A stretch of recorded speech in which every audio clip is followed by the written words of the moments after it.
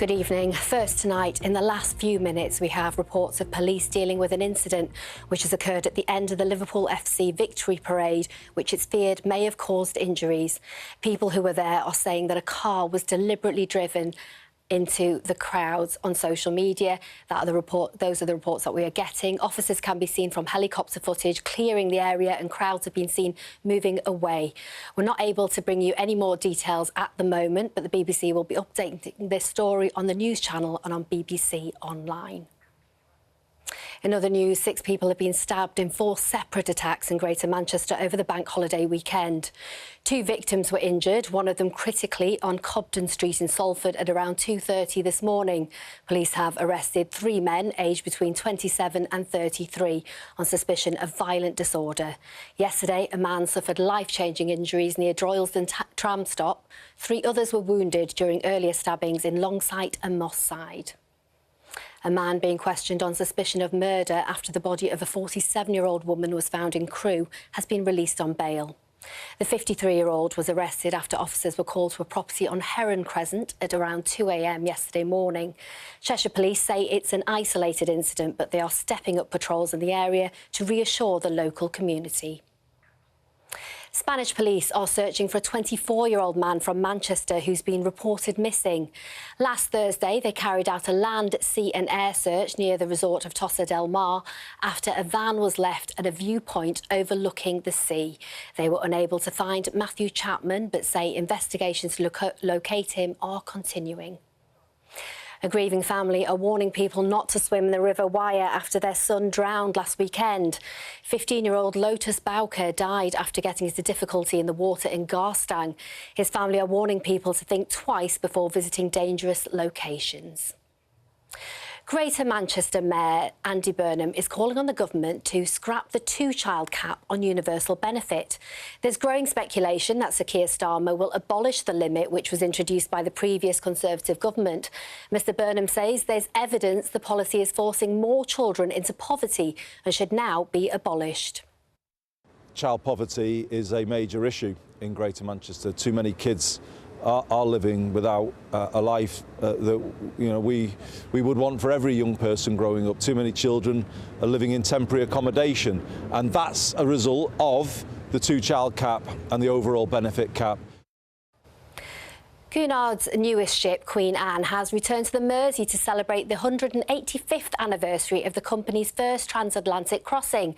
Tomorrow, Princess Anne will be given a tour of the vessel, which was officially named when it visited Liverpool last summer.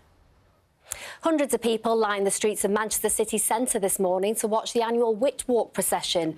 Brass bands marched from Manchester Cathedral to St Peter's Square, where a collective act of worship was held. It's part of a Christian tradition dating back to 1801. Now, back to the Liverpool FC parade, where huge crowds lined the streets as it passed through the city. Hundreds of thousands of fans celebrated Liverpool Football Club winning their 20th league title, equalling the record set by Manchester United. Mairead Smith has been there for us today.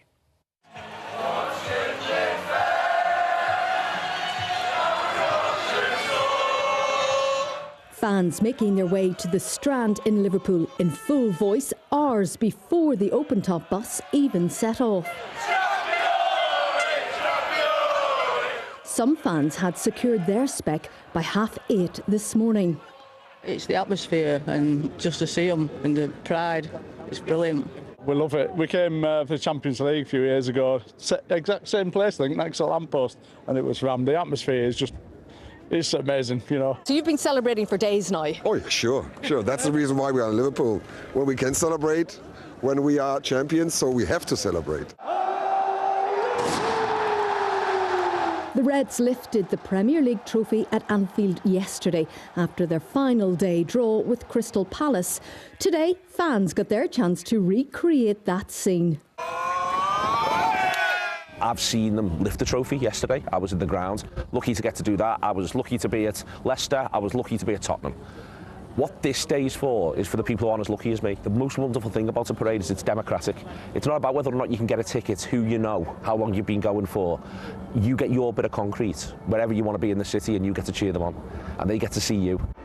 The 10-mile route started here at Allerton Maze, the weather doing its best to rain on their parade. And this is what this squad has been waiting for.